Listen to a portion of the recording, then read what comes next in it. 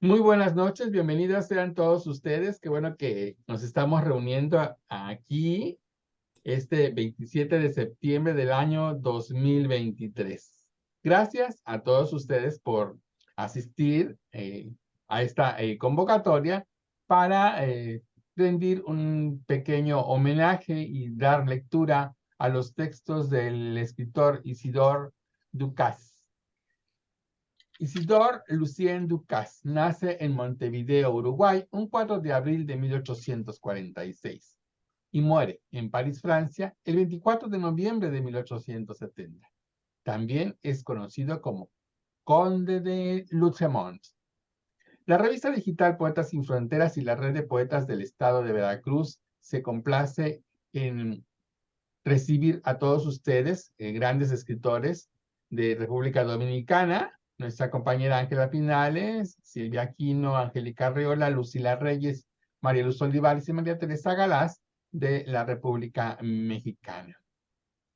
Fue un poeta nacido en Montevideo, Uruguay. Póstumamente ganó estatus como un poeta de culto, con sus obras Los Cantos de Maldoror, poesías en francés, y su prematura muerte que lo convirtió en un mito en la historia de la poesía francesa moderna que prefiguró en la aparición del surrealismo. Nuestra primera invitada del día de hoy, María Teresa Galás. Gracias, Ramón. Pues estoy aquí en la Ciudad de México. Me da mucho gusto saludarlos otra vez, así como a las personas que amablemente nos escuchan en las redes. Y bueno, voy a dar principio a hablar un poco del conde de Lautréamont, porque ni era conde, ni era su nombre, ¿no? Pero se llama Isidore Ducas, y entonces es de familia francesa, aunque nace en Uruguay. Su familia, su padre era diplomático, y a diferencia de otros escritores que tuvieron muchos problemas como Bram Stoker o como Allan Poe, de este tipo de literatura oscura, de literatura de terror, etcétera. A diferencia de ellos que tuvieron muchos problemas económicos, por ejemplo, pues conde Lautréamont, prácticamente siempre fue un hijo de su papá. El papá no iba a diferentes partes porque era diplomático, pero siempre lo ayudaba, le mandaba una cantidad mensual para que él pudiera vivir en París. En París, pues, se hizo poeta desde pequeño, más o menos el liceo, pues estudió allí. Y pues su obra, yo no conozco las poesías, pero conozco solamente esto de los cantos de Maldoror. Y el nombre de Maldoror, el Maldoror es un personaje malo, es como un demonio. Entonces, Maldoror, dicen, bueno, pues se pronunciaba Maldoror, que es como mal de la aurora, pero al mismo tiempo, horror, o sea, muy parecido, es el horror. Entonces es como pues como algo ambivalente. La aurora es algo como lo iluminado, etcétera, mientras que el horror pues siempre se relaciona con la oscuridad. Este es el tipo de obra de los cantos de Maldoror. Pero entonces, al parecer, desde el primer momento, el nombre de su personaje pues es un nombre equívoco, ¿no? Voy a empezar con unos fragmentos del canto primero de los cantos de Maldoror. Plegue al cielo que el lector, enardecido y momentáneamente feroz como lo que lee, halle sin desorientarse su abrupto y salvaje sendero por entre las desoladas ciénegas de estas páginas sombrías y llenas de veneno. Pues a menos que ponga en su lectura una lógica rigurosa y una tensión de espíritu igual como mínimo a su desconfianza, las emanaciones mortales de este libro embeberán su alma como azúcar en agua. No es bueno que todo el mundo lea las páginas que siguen. Solo algunos saborearán sin peligro ese fruto amargo. Por lo tanto, alma tímida, antes de adentrarte más por semejantes landas inexploradas, dirige hacia atrás tus pasos y no hacia adelante. Escucha bien lo que te digo. Dirige hacia atrás tus pasos y no hacia adelante.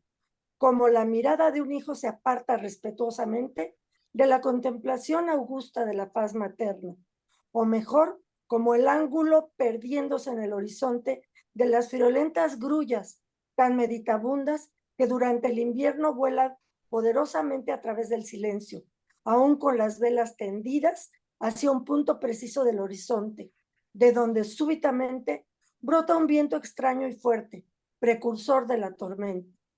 La grulla más vieja, que forma por sí sola la vanguardia, al verlo, mueve su cabeza como una persona razonable y en consecuencia también su pico, que hace restallar, y no está contenta, tampoco yo lo estaría en su lugar, mientras su viejo pescuezo desprovisto de plumas y contemporáneo de 3 generaciones de grullas, se agita en irritadas ondulaciones, presagio de la tempestad que se acerca cada vez más.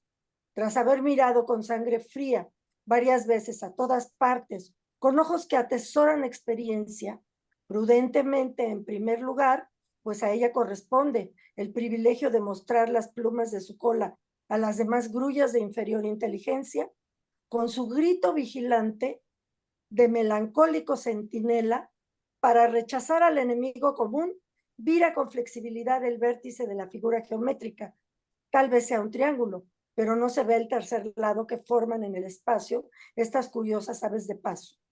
Bien a babor, bien a estribor, como un hábil capitán, y maniobrando con alas que no parecen mayores que las de un gorrión, puesto que no es tonta, toma así otro camino filosófico y más seguro. Bueno, aquí detengo mi lectura. Voy a continuar en la siguiente ronda y podemos ya empezar a ver el tipo de figuras, el tipo de metáforas, de comparaciones que hace este conde Lautréamont en dicha obra. Bueno, gracias por el momento.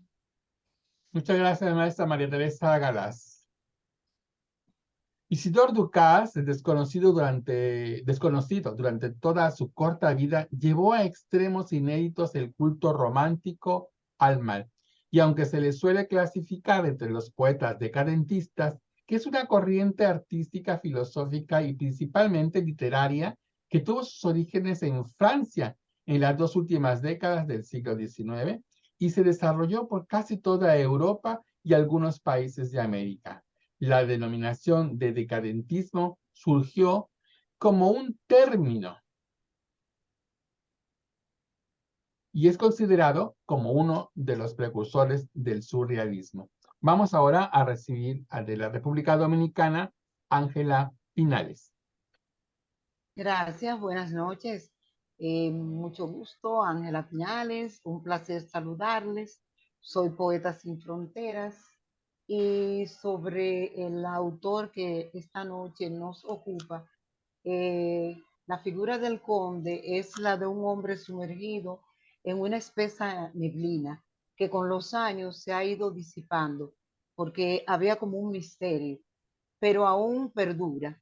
Se ha investigado y escrito sobre él, sobre todo a partir de su resurgimiento a inicios del siglo pasado, cuando su obra y figura fue rescatada por los surrealistas. Su obra, Los Cantos de Maldoror, publicada en el siglo XX por la reconocida Biblioteca de la Pléyade, la obra fue un golpe estético que no solo marcó el camino de poesía moderna, sino también se le considera precursora del surrealismo. Para Andrés Breton, el libro fue la expresión de una revelación total que parece exceder las posibilidades humanas y su figura termina de ser reivindicada cuando es nombrada como ejemplo literario en el manifiesto del surrealismo. Yo les voy a compartir esta noche del canto primero, el 9. y dice así: me propongo, sin estar emocionado, declamar con voz potente la estrofa seria y fría que vais a oír. Prestad atención a su contenido y no os dejéis llevar por la impresión penosa que al modo de una confusión ha de producir seguramente en vuestras imaginaciones alteradas. No creáis que yo esté a punto de morir, pues todavía no me he vuelto esquelético, ni la vejez está marcada en mi frente. Descartemos, por lo tanto, toda idea de comparación con el cisne en el momento en que su existencia lo abandona. Y no veáis ante vosotros sino un monstruo cuyo semblante me hace feliz, que no podáis contemplar, si bien es menos horrible que su alma. Con todo, no soy un criminal, pero dejemos esto. No hace mucho tiempo que he vuelto a ver el mar y que he puesto los pies sobre los puentes de los barcos, y mis recuerdos son tan vivos como si lo hubiera dejado ayer. Tratad con todo de mantener la misma calma que yo en esta lectura, que ya estoy arrepentido de ofreceros, y de no enrojecer ante la idea de lo que es el corazón humano. Oh pulpo de mirada de sedal, tú cuya alma es inseparable de la mía, tú, el más bello de los habitantes del globo terráqueo, que manda sobre un serrallo de 400 ventosas. Tú, en quien residen noblemente, como en su morada natural, en perfecto acuerdo y unidas por lazos indestructibles, la dulce virtud comunicativa y las divinas gracias. ¿Por qué razón no estás junto a mí? Tu vientre de mercurio contra mi pecho de aluminio, ambos sentados sobre alguna roca de la costa para contemplar ese espectáculo idólatro. Viejo océano, tu poder es extraordinario y los hombres han aprendido a conocerlo a sus expensas. Por más que empleen todos los recursos de su genio, son incapaces de dominarte. Han encontrado a su maestro. Debo agregar que han encontrado algo más fuerte que ellos. Ese algo tiene un nombre. Ese nombre es océano. El miedo que les inspira ha hecho que te respeten. Con todo, haces danzar sus máquinas más pesadas con gracia, elegancia y facilidad. Les hace ejecutar salto gimnástico hasta el cielo y admirables zambullidas hasta el fondo de tus dominios, que despertarían la envidia de un saltimbanqui. Bienaventurados aquellos que no llegas a envolver definitivamente con tus pliegues burbujeantes para ir a ver sin ferrocarril en tus entrañas acuosas, cómo lo pasan los peces y sobre todo cómo lo pasan ellos mismos. El hombre dice, yo soy más inteligente que el océano. Es posible quizás hasta sea cierto, pero más miedo le tiene el hombre al océano que el que éste le tiene al hombre, lo cual no necesita demostración. Ese patriarca observador contemporáneo de las primeras épocas de nuestro globo suspendido sonríe compasivo cuando asiste a los combates navales de las naciones. Ahí tenéis un centenar de leviatanes salidos de las manos de la humanidad, las órdenes enfáticas de los superiores, los gritos de los heridos, el estruendo de los cañones constituyen una baraúnda apropiada para aniquilar a unos pocos segundos. Pareciera que el drama ha concluido y que el océano lo ha tragado todo en su vientre. Las fauces son formidables. Qué inmenso debe ser hacia abajo en la dirección de lo desconocido. Como remate de la estúpida comedia que ni siquiera despierta interés, se ve en medio de los aires alguna cigüeña retrasada por la fatiga que se pone a gritar sin disminuir el empuje de su vuelo. Vaya, no me gusta nada. Había allá abajo unos puntos negros. Cerré los ojos y ya no están más. Te saludo, viejo océano. Gracias. Muchas gracias, Ángela Pinales. A los 13 años, Isidore Ducas fue enviado como interno al Liceo Imperial de Tarbes y después a la ciudad de Pau. En aquella época, su tutor era Jean Dasset, un reconocido prohombre de Tarbes. Publica los primeros cantos poéticos de su obra Los Cantos de Maldoror en 1868. La obra completa será impresa en Bélgica un año más tarde. Sin embargo, el editor Lacroix se negó a vender el libro porque temía ser acusado de blasfemia u obscenidad. Vamos ahora a recibir a Angélica Arreola.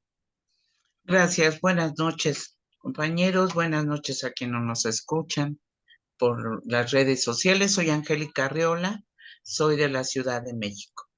En esta ocasión estamos hablando de Isidore Ducas, el conde de Lautréamont, y me gustaría mencionar que la obra de Lautréamont es una obra de ruptura. Es una obra que en su época, en el siglo XIX, rompe lo formal, rompe las temáticas. Antonin Artaud comentó sobre los cantos de Maldoror, cito: si la actitud de Maldoror es aceptada en un libro, lo es solo después de la muerte del poeta y 100 años más tarde, cuando los explosivos imperiosos del corazón ardiente del poeta han tenido tiempo de apaciguarse, porque en vida son demasiado fuertes y se teme que su poesía salga de los libros y trastorne la realidad. Se comentaba que también los cantos de Maldoror pues no se publicaron inmediatamente hasta 1874, que el stock de los originales fue comprado por Jean-Baptiste Rosès, y en 1874 y hasta 1885, Max Weller publicó un extracto y ya se descubrieron los textos. Voy a dar lectura al último fragmento del canto primero de los cantos de Maldoror, que, permítanme, lo tengo aquí. No sé por qué no me sale. Que es el último con el que se termina este primer canto.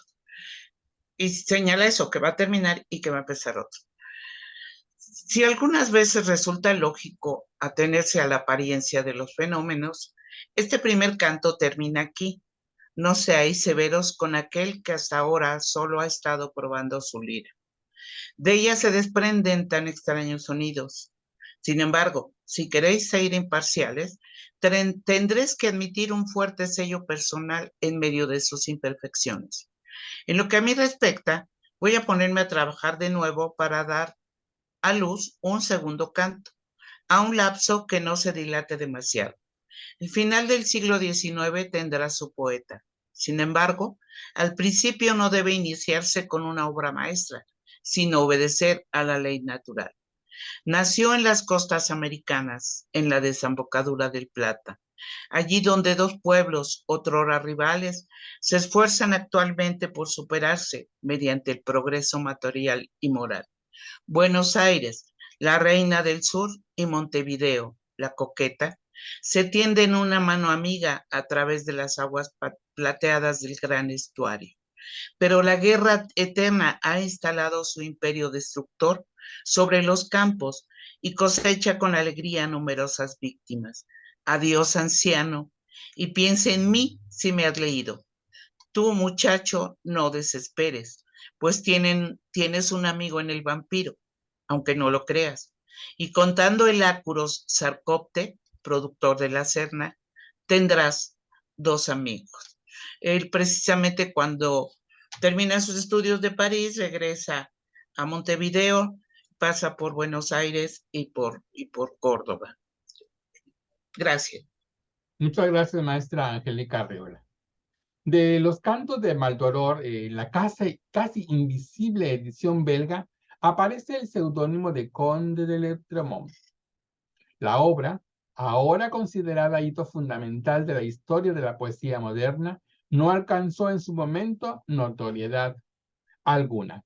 Vamos con la maestra Silvia Aquino. Buenas tardes. Desde Xochimilco, con todo el afecto de siempre, tratando de encontrar algunos puntos específicos de este poeta, de este gran poeta del siglo XIX. Me parece que no se ha mencionado que fue huérfano de madre prácticamente desde que él nació y que su padre pues se dedicó a cosas medias, bueno, como diplomático, pues tenía muchas amigas, abandonaba bastante al niño, por cierto, pero tenía una gran biblioteca y era un hombre bastante culto. Había hecho un libro sobre historia de esa zona de Uruguay. Lo que en general y la razón por la cual no pudo publicarse esta gran obra de Isidoro Ducas, es decir, el libro de los cantos de Maldoror, se debe tal vez pues a ese sentimiento, digamos, a que ese personaje Maldoror es un maldito. Está lleno, sí, claro, de humor muchas veces, pero siempre nos habla y hace referencia a la maldad. Tenemos muchos elementos de lo veneno, de muchos animales que aparecen en su obra, en los insectos, en seres sobrenaturales, en la obsesión por la sangre, por el asesinato, también la aparición de los piojos, que en algunos momentos aparecen como más inteligentes y más divinos que el mismo Dios. Una crítica hacia la superioridad de la humanidad, pero también un hombre muy solitario, un hombre, diríamos, casi existencialista. El texto, como se ha mencionado, también es bastante ambiguo en varios momentos, pero creo que siempre hay una parodia y hay también una burla ante la sociedad de su época. Entonces, una crítica muy fuerte. De manera que esta obra están al mismo nivel que Madame Bovary y Las Flores del Mal de Baudelaire. Es decir, que no fueron aceptadas en su primer momento justamente por este sentido, digamos, de libertad y en contra de la deidad existente. Yo quisiera leer una parte, creo que no voy a poder leer todo, del canto segundo, un pasaje que me pareció muy hermoso sobre el sueño del hermafrodito. Y dice así: allí, en un bosquecillo rodeado de flores, con profundo sopor, duerme el hermafrodita, sobre el césped mojado por sus lágrimas. La luna ha desprendido su disco de la masa de nubes y acaricia con sus pálidos rayos el suave rostro de adolescente. Sus rasgos expresan la energía más viril, al mismo tiempo que la gracia de una virgen celestial. Nada parece natural en él, ni siquiera los músculos de su cuerpo, que se abren paso a través de los armoniosos contornos de formas femeninas.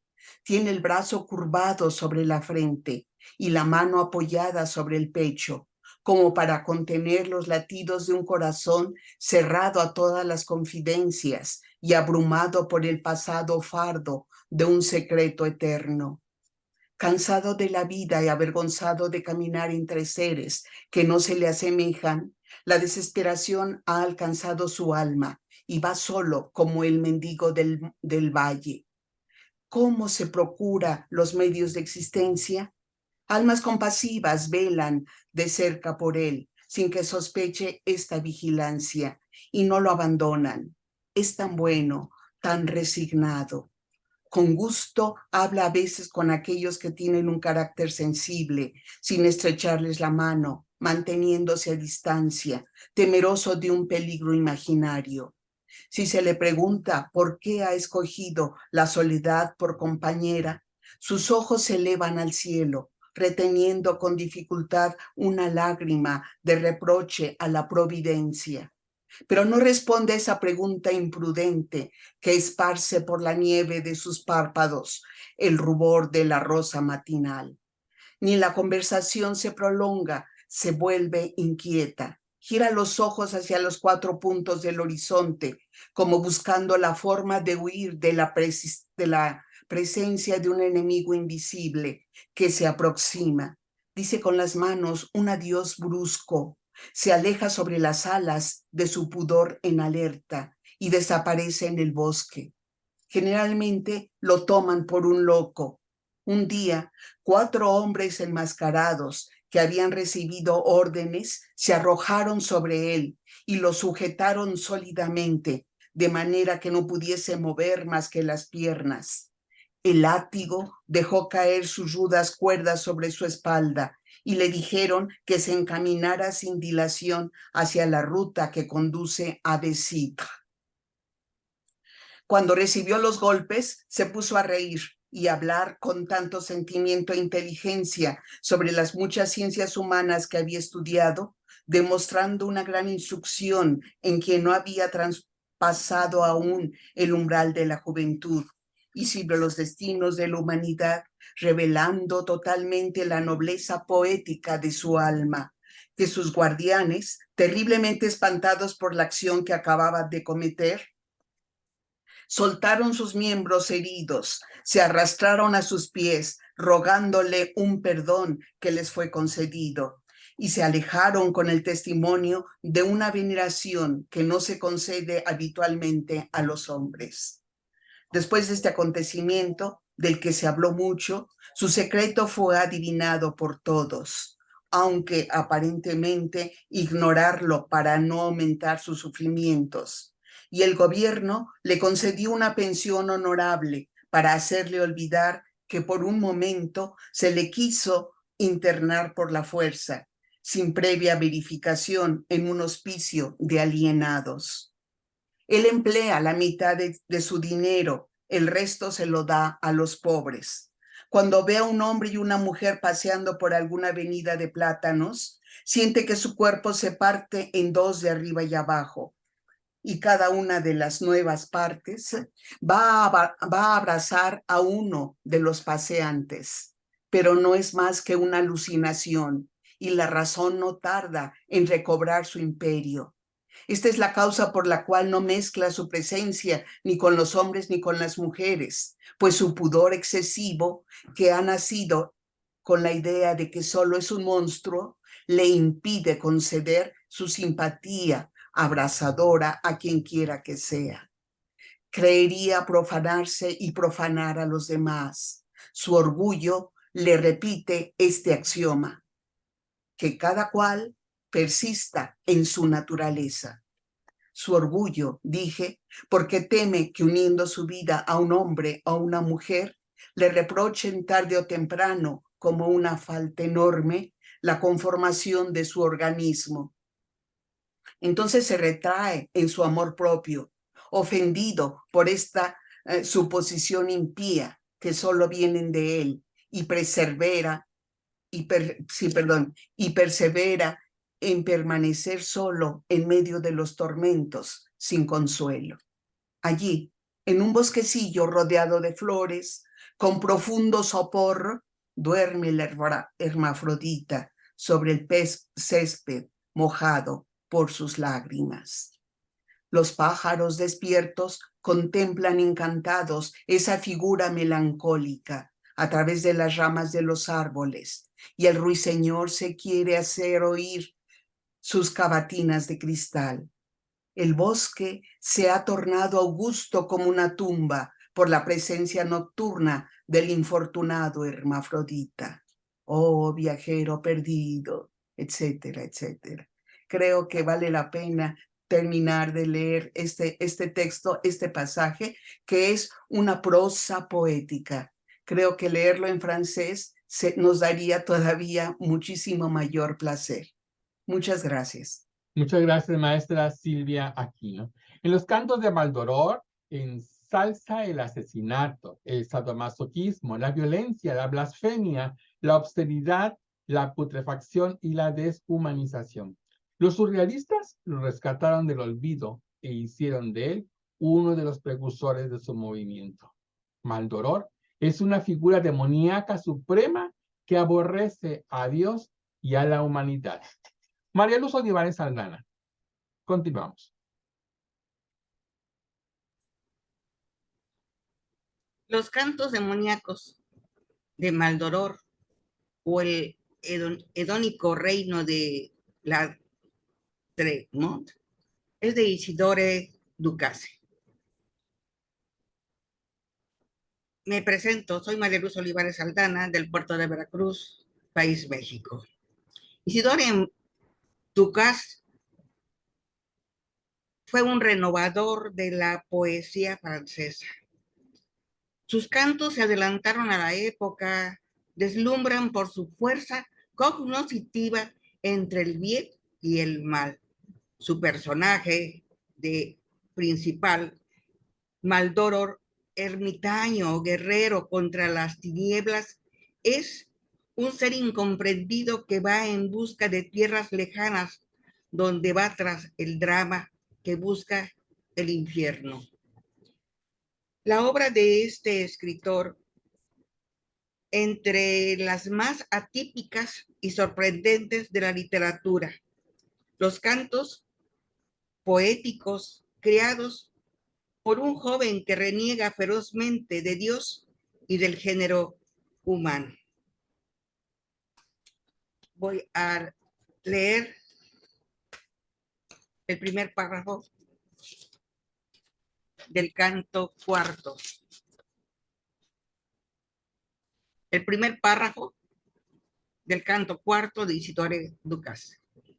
Y dice así: es un hombre o una piedra o un árbol el que se dispone a iniciar el cuarto canto, cuando el que resbala al pisar una rana se experimenta una sensación de asco, pero cuando apenas se roza el cuerpo humano con la mano, la piel de los dedos se resquebraja como las escamas de un bloque de mica roto a martillazos. Y, al igual que el corazón de un tiburón que lleva una hora muerta, palpita todavía encubierta con tenaz vitalidad. Nuestras extrañas se agitan de cabo a rabo mucho tiempo después del contacto. Tanto horror inspira el hombre a su propio semejante. Tal vez me engañé cuando lo digo, pero tal vez también diga la verdad. Concibo una enfermedad más terrible que los ojos hinchados por las largas meditaciones sobre el extraño carácter del hombre. Pero estoy buscándola todavía y no he podido encontrarla. No me creo menos inteligente que otro.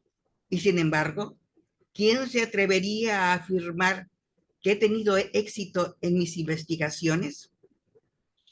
¿Qué mentira brotaría de mi boca? el antiguo templo de Renderat. Está situado a 1 hora y media de la orilla izquierda del Nilo. Perdón.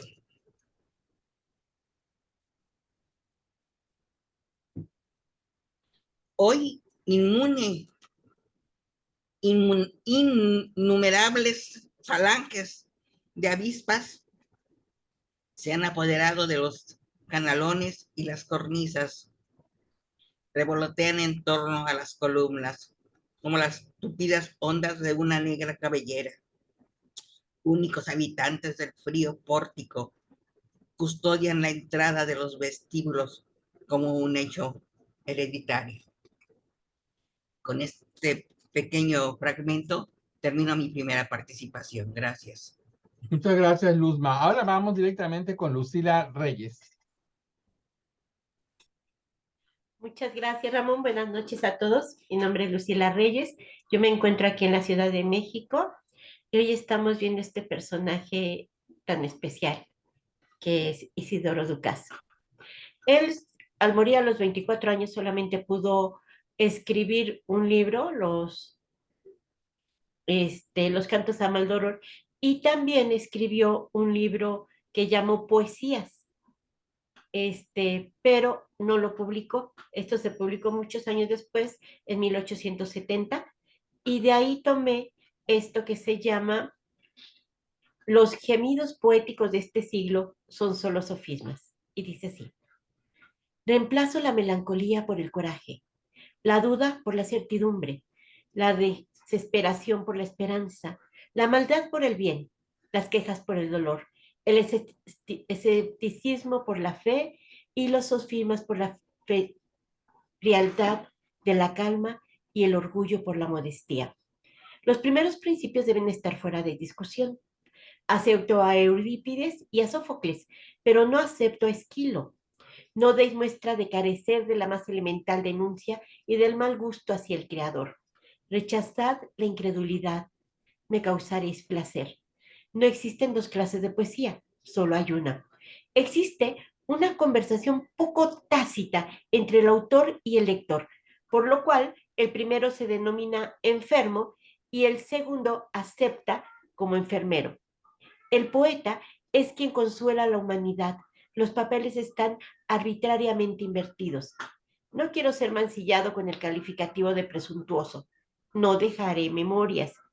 La poesía no es la tempestad, tampoco el ciclón. Es un río majestuoso y fértil. Muchas gracias.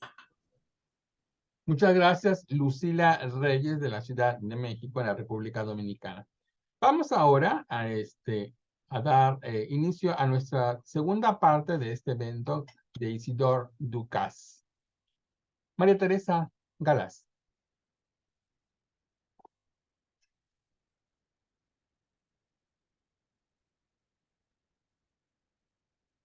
Podemos encender su audio, maestra Tere. Perdón. El título nobiliario que se dio a sí mismo el autor parece que tiene que ver pues entre el conde de Montecristo y otros personajes que estaban de moda, pero también una influencia fuerte, por ejemplo, de Bram Stoker con el personaje del conde Drácula, o sea, el vampiro. Tiene mucha afinidad con este personaje y por eso hay varios condes en la literatura que son de este tipo y por eso escoge él, al parecer, su propio título, el autor. Y por otra parte, Maldoror es una especie de demonio, es un humano que odia a los humanos, como ya se ha dicho, pero además que reta a Dios. Esto, pues precisamente por eso no se difundieron sus libros, porque esto hubiera sido un motivo de gran escándalo en la época en que lo escribió. Y por temor, uno de sus, su principal, Lacroix, su principal editor, pues tuvo miedo, lo editó, etcétera, pero tuvo miedo de que las autoridades lo fueran a censurar o de alguna manera tuviera consecuencias la publicación de este libro. Entonces, como han mencionado ya antes, estuvo pues casi desaparecido. Voy a leer la continuación del principio, en donde lo que está haciendo es ambientar al lector en esta cuestión del mal, que es muy raro en cualquier autor. Cuando empieza una obra, no empieza con este tipo de juicios, con este tipo de oraciones, ¿no? Entonces, bueno, va a ser para el lector, y también voy a hablar un poco enseguida de su personaje. Él lo describe cómo es Maldoror, y efectivamente pues es un vampiro, es una especie de vampiro. Lector, tal vez desees que invoque el odio al comienzo de esta obra.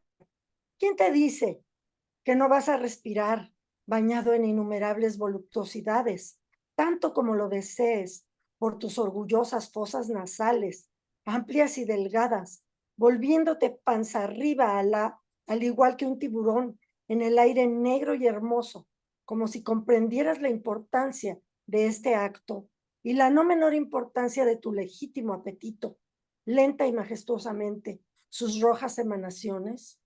Te lo aseguro, alegrarán los dos informes agujeros de tu asqueroso hocico. Oh monstruo, siempre que antes te apliques en respirar 3000 veces seguidas la maldita conciencia del eterno. Tus fosas nasales se habrán dilatado desmesuradamente, de inefable satisfacción, de éxtasis inmóvil, y no pedirán al espacio, embalsamado como con perfumes e incienso, nada mejor, pues se habrán ahitado de felicidad perfecta, como los ángeles que habitan en la magnificencia y la paz de los agradables cielos. Estableceré en pocas líneas que Maldoror fue bueno durante sus primeros años en los que vivió feliz. Ya está hecho. Advirtió luego que había nacido malo, fatalidad extraordinaria. Ocultó su carácter lo mejor que pudo durante muchos años, pero por fin, a causa de esta concentración que no le era natural, cada día la sangre se le subía a la cabeza, hasta que, sin poder ya soportar semejante vida, se arrojó resueltamente a la carrera del mal. Grata atmósfera, ¿quién lo hubiera dicho? Cuando besaba a un niño pequeño de rostro rosado, hubiese querido rebanarle las mejillas con una navaja, y lo habría hecho con frecuencia si justicia, con su largo cortejo de castigos, no se lo hubiera impedido cada vez. No era mentiroso, confesaba la verdad y decía que era cruel. Humanos, habéis oído, se atreve a repetirlo con esta pluma temblorosa, de modo que existe un poder más fuerte que la voluntad. Maldición. ¿Querrá la piedra sustraerse a las leyes de la gravedad? Imposible. Imposible que el mal quiera aliarse con el bien. Es lo que antes he afirmado. Gracias. Muchas gracias, maestra María Teresa Galas. Ahora, le comento, dice, lo grotesco y el espanto y lo ridículo en los cantos recuerdan a la obra de otro gran antecedente del surrealismo, Bosco. No por casualidad, Lucemont fue motivo de inspiración para escritores y artistas plásticos. Vamos ahora con Ángela Pinares. Muy bien, gracias. Por su parte, otros escritores han dicho sobre el Conde. Por ejemplo, Rubén Darío escribió en Los Raros, no se trata de una obra literaria, sino del grito, del aullido de un ser sublime martirizado por Satanás. Y para Ramón Gómez de la Serna fue el único hombre que ha sobrepasado la locura. Todos nosotros no estamos locos, pero podemos estarlo.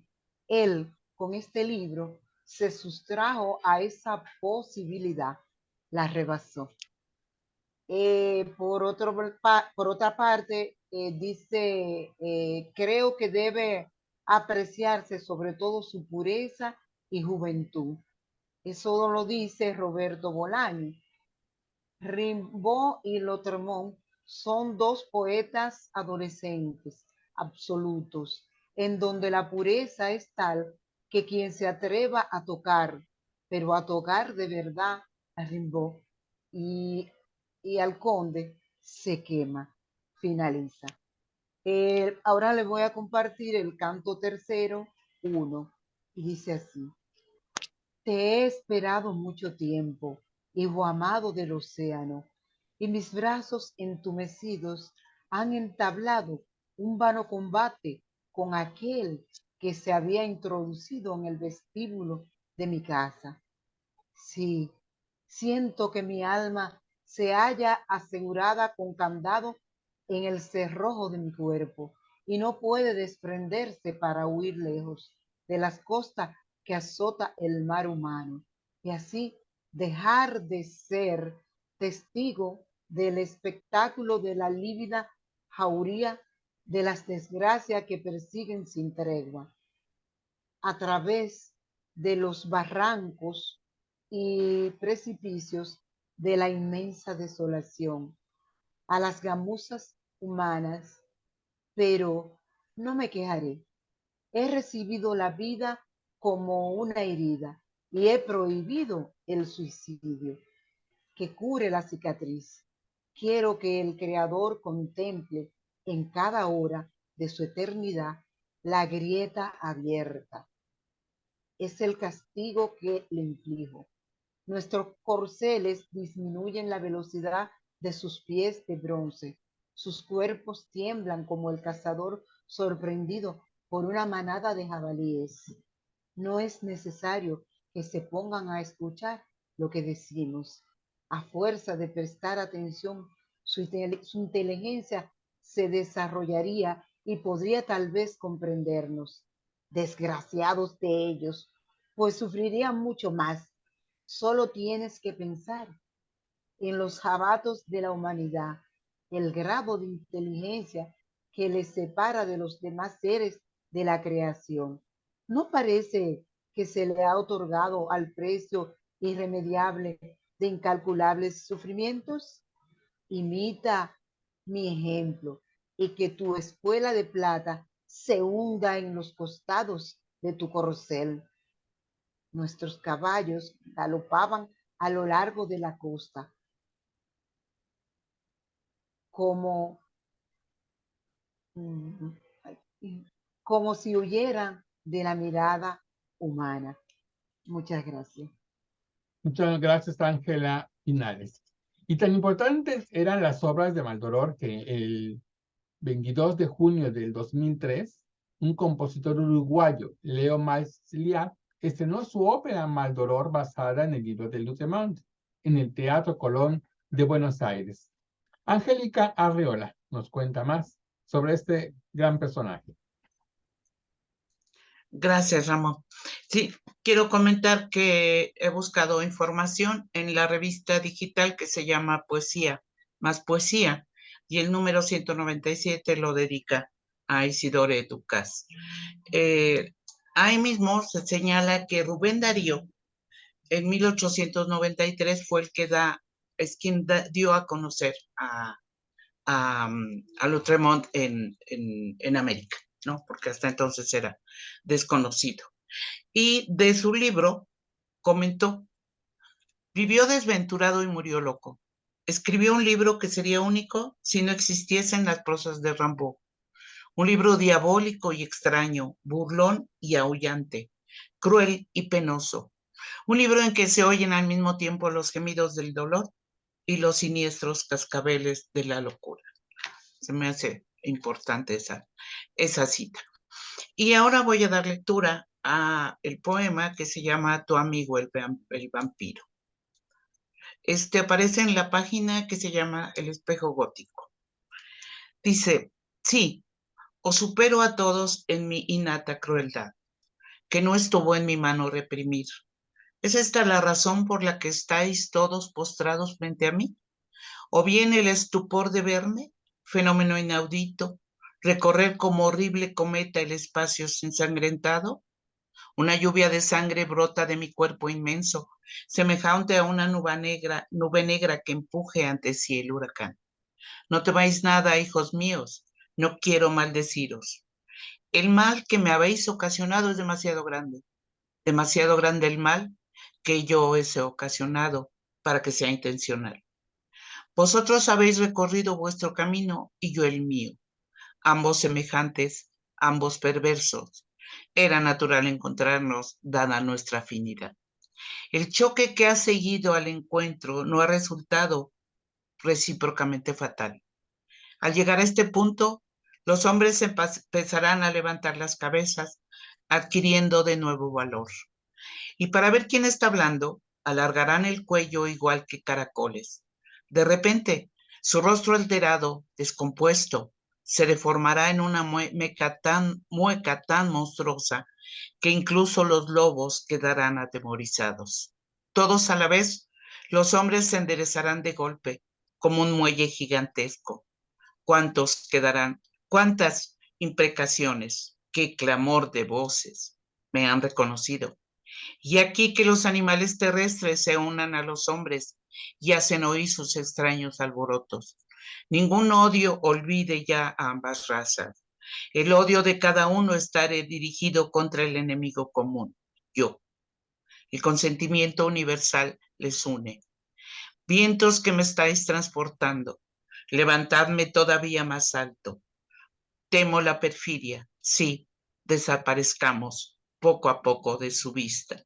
En efecto, tienes en el vampiro a un amigo, aunque seas de otra opinión.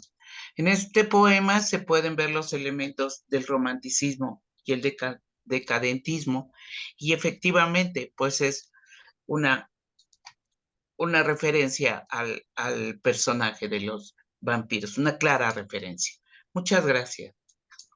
Muchas gracias, maestra Angélica Arreola. Silvia Aquino, continuamos. Muchas gracias, Ramón. Hemos señalado que este libro, Los Cantos de Maldoror, está constituido en 6 cantos, pero contiene cada uno de los cantos una serie de estrofas que aparentemente son independientes unas de otras. Por eso, tal vez la lectura resulta complicada, resulta un poco difícil, diríamos. Yo tomé el inicio del canto sexto, que es el último, que yo considero que de alguna manera demuestra la tendencia y la manera en que el conde de Lautréamont habla de la poesía o de los aspectos de la poesía. Y él dice de esta manera, dirigiéndose al público: vosotros, cuya envidiable calma solo puede hacer que se embellezca vuestro aspecto, no creáis que se trata de seguir lanzando en estrofas de 14 o 15 líneas como un alumno de 4º curso, exclamaciones que se estimarán inoportunas y cacareos sonoros de gallina con chichineza, tan grotescos como uno sea capaz de imaginar, por poca molestia que se tome. Pero es preferible probar con hechos las proposiciones que se adelantan. Pretendíais quizás que por haber insultado como jugando al hombre, al creador y a mí mismo, en mis explicaciones hipérbolas, mi misión habría terminado. No, la parte más importante de mi trabajo no subsiste por ello menos como tarea que falta por realizar. Desde ahora, las cuerdas de la novela moverán a los 3 personajes más arriba citados: el conde de Lautréamont, los cantos de Maldoror e Isidore Lucas. Esta es una interpretación mía, ¿no? Dice, se les comunicará así una fuerza menos abstracta. La vitalidad se extenderá magníficamente en el torrente de su aparato circulatorio y veréis cómo os asombrará encontrar allí donde al principio solo habíais creído ver por una parte vagas entidades que pertenecían al dominio de la especulación pura. El organismo corporal con sus ramificaciones de nervios y membranas mucosas, y por otra, el principio espiritual que preside las funciones fisiológicas de la carne.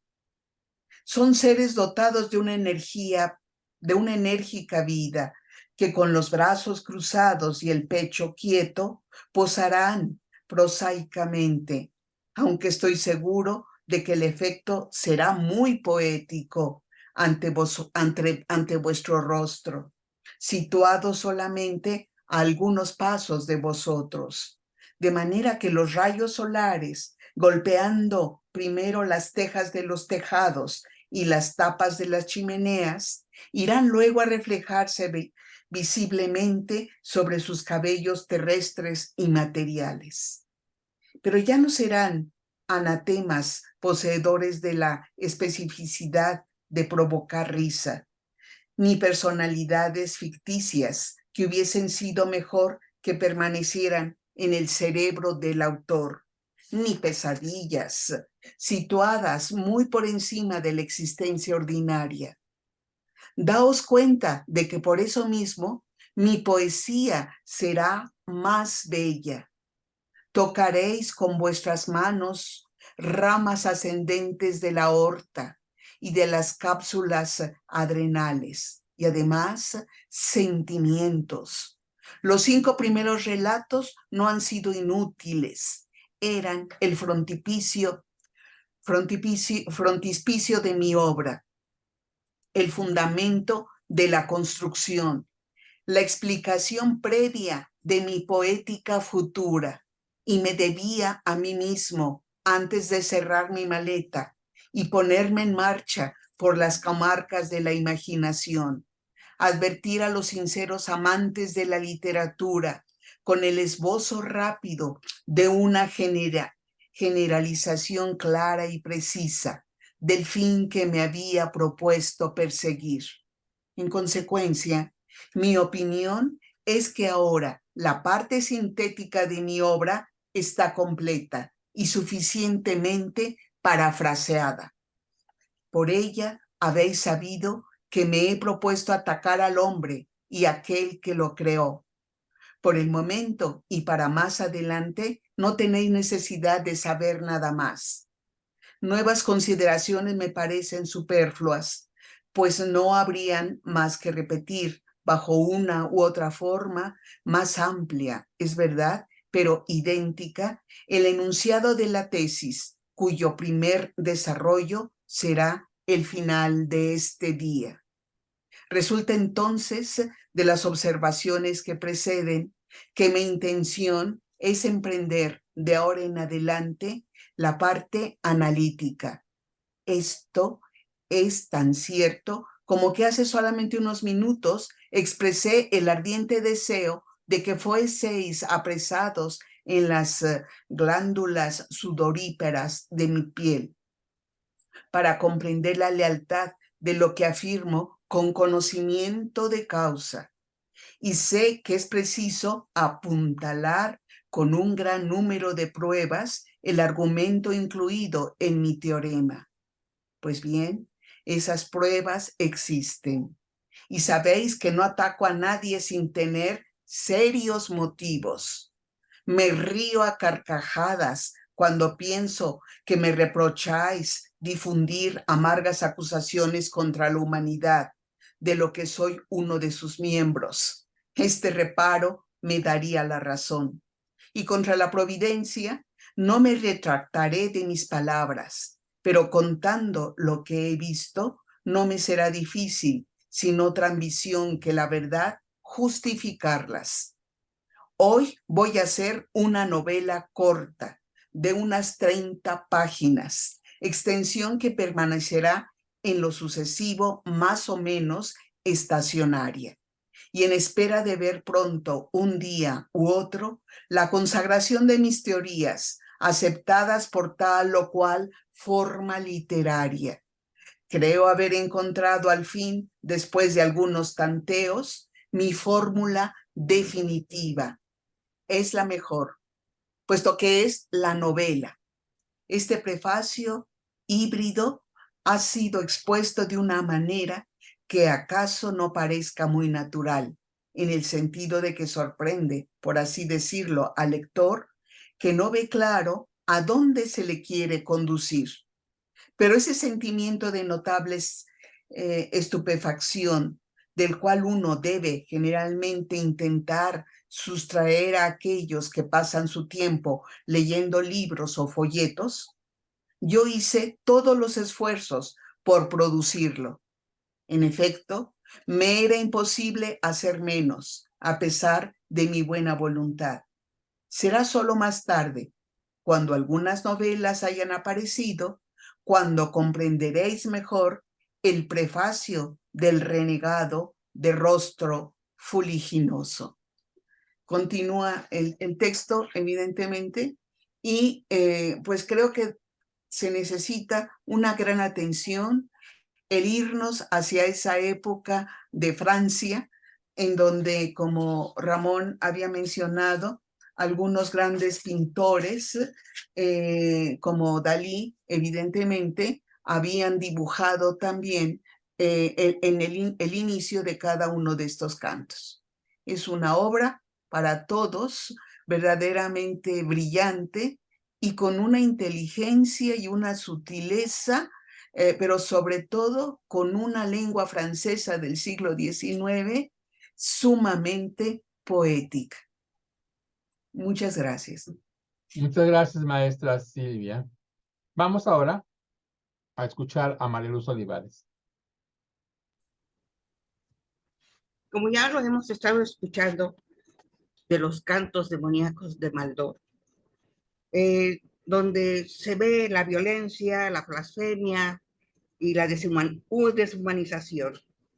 Está protagonizado por un héroe negativo, satánico, en una lucha abierta contra Dios, y inesperado, como el Manfredo de Lord Byron, el Conrad de Adam Mickiewicz, el Fausto de Goethe y Maldoror, el ermitaño de Isidoro Ducas. Considerado como un escritor surrealista o como un poeta maldito. Voy a leer la otra parte, el otro párrafo del canto 4. Y dice así: comparo el borboneo de sus alas metálicas con el incansante choque de los témpanos, precipitándose unos contra otros durante el deshielo de los mares polares. Pero si considero la conducta de aquel a quien la providencia dio el trono de esta tierra, los tres alerones de mi dolor dejan oír un mayor murmullo. Cuando un cometa durante la noche aparezca en una región del cielo, tras 80 años de ausencia, muestra a los habitantes terrestres y a los grillos su cola brillante y vaporosa. Sin duda, no es consciente de su largo viaje. No ocurre así conmigo, acodado en la cabecera de mi cama, mientras los aserrados festones de un horizonte árido y lúgubre destacan vigorosamente sobre el fondo de mi alma. Me absorbo en las ensoñaciones de la compasión y me ruboriza. Tras haber hecho su cuarto de guardia nocturno, se apresura a regresar a su hamaca. ¿Por qué no me ofrece este consuelo?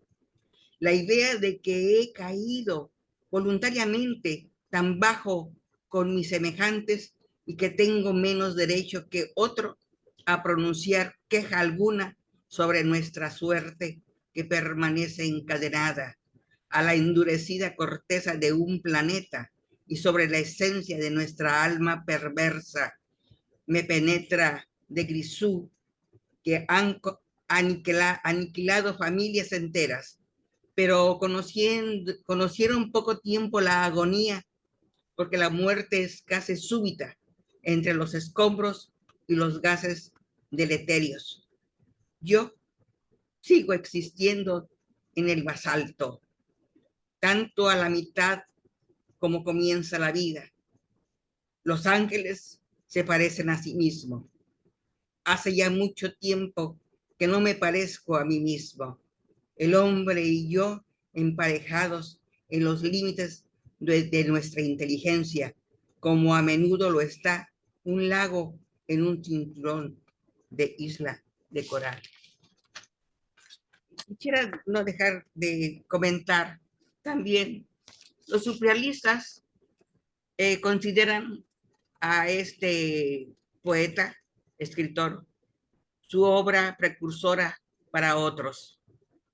Y también quiero comentarles que las ilustraciones de Antonio Palacios, con sus caricaturas en Francia, se presentan con estratos de canto primero en un cómic donde mezcla las aventuras de este monstruo, mezcla de ciencia y ficción, aventuras, exotismo, erotismo y terror. Muchas gracias. Muchas gracias, Luzma. Vamos ahora con nuestra última participante, Lucila Reyes González. Muchas gracias, Ramón. Bueno, Isidore Duquesne, en una de sus cartas había dicho sobre su... He hecho publicar una obra de poesías en lo de Lacroix, pero una vez que fue impresa, él se rehusó a hacerla aparecer porque la vida estaba ahí pintada bajo colores muy amargos y él le temía al procurador general. Lacroix, realmente por sus publicaciones, era víctima constante de las persecuciones del imperio y suspendió la venta a causa de las violencias del estilo que hacían peligrosas sus publicaciones. Luego de haber escrito el más maldito libro de su época y haber llevado literariamente la maldad a su máxima expresión, de pronto Dukas decide cambiar el eje y la perspectiva de su poesía y dejar de cantarle al mal para comenzar a cantarle al bien. Esto lo vemos en el libro Poesías, la crítica de la crítica o la filosofía de la poesía. Y entonces un pequeño fragmento dice, vamos música, y dice así: sí, buenas gentes, soy yo quien ordena quemar sobre una vajilla enrojecida al fuego, con un poco de azúcar amarilla, el pato de la duda de labios del vermut, que derramado en una lucha melancólica entre el bien y el mal, son lágrimas que no llegan al corazón. Se sueña cuando se duerme. Son palabras como sueño, nada de la vida. Paso por la tierra. La predisposición tal vez, el tripoide destinado, quienes han infiltrado en vuestras almas esa poesía húmeda que languidece semejante a la podredumbre. De las palabras a las ideas hay solo un paso. Muchas gracias. Muchas gracias, Lucy. Hemos llegado al final de nuestra velada literaria de Isidore Dukas y déjeme comentarle que su muerte fue prematura, probablemente a causa de un suicidio. Junto con la violencia verbal de su trabajo, su visión nihilista y satánica y la fantasía romántica imaginativa que caracterizó sus escritos, llevó a eruditos a ubicarlo entre los poetas malditos. Isidore Dukas, un escritor para poder seguir dando lectura en nuestro hogar, en nuestros momentos oportunos, para poder iluminarnos con esa fantástica narrativa que tiene y un estilo muy particular. Muchas gracias.